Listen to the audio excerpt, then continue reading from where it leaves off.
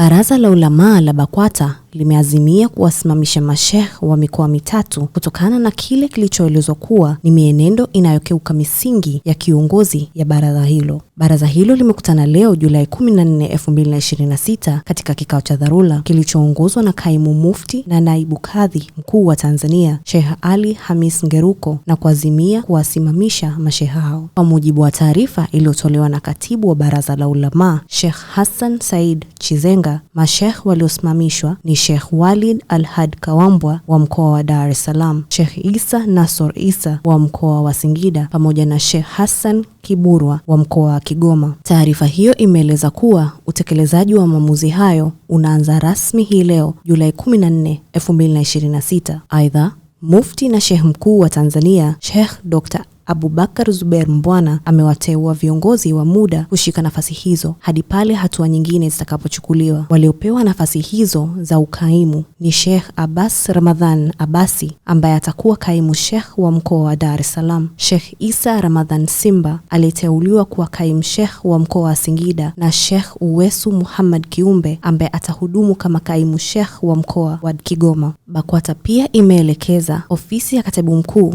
kusimamia makabidhiano ya ofisi hizo ndani ya muda mfupi.